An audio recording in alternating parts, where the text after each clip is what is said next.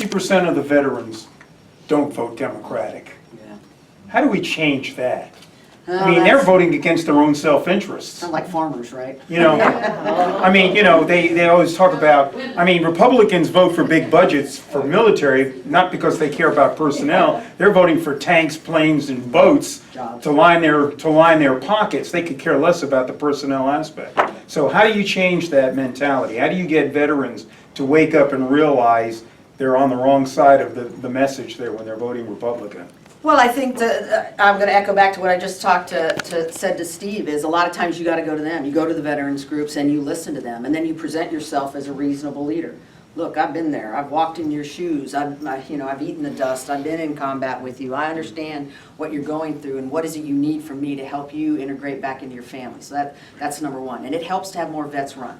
We have the lowest number of vets sitting in the House and the Senate ever in our history, and yet we've been at war for over 18 years. I want you guys to think about this. We have kids who've been born, and they're 18 years old today, who know nothing about except for the United States been in a war in the Middle East. Think about that. You know, that means if you enter the military, you're going to go to one of the conflicts. That is going to happen. So I think perpetual wars are not good for the nation. It costs us about $4 trillion. What could we do with $4 trillion? Let's see. Universal health care, all of all the loans forgiven. We could fundamentally do another moonshot, right, of something, energy, something. We could, so we could do incredible things without spending so much money on tanks, planes. Now, you got to be careful because this district, guess what its underpinning is? Defense, right? We have Lockheed. People live here with Lockheed.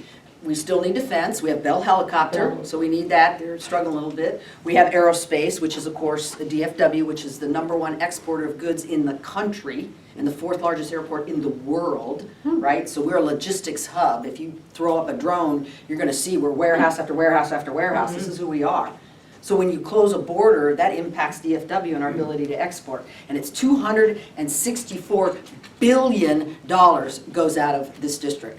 And then we get the tax, excise from that. So it matters what happens at DFW. And the last thing, we actually have a repair. It's called IBRIT, which is a drone repair center here in our district. So we're very aerospace done. But any of you guys going to walk to Oklahoma? No, you're going to fly, you're going to drive. So we still have to have highways, we still have to have roadways.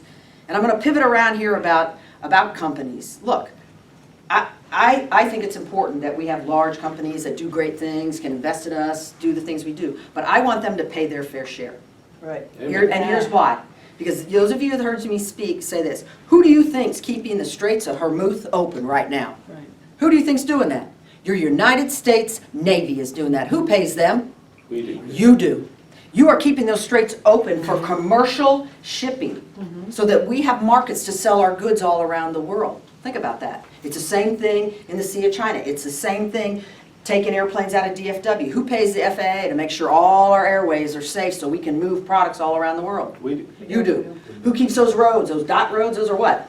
Those are federally funded roads. Who pays for those? Us. You do. I want Amazon and those other big guys to pay their fair share Right. in order so they can do business in a country that makes sure they can make a profit, because we pay for the banks, we pay for the Federal Reserve System that makes sure we pay for the auditors. You pay for things that keep our companies in a profit-making mode, and they should pay their fair share back to us. Absolutely. Fair enough? Yeah.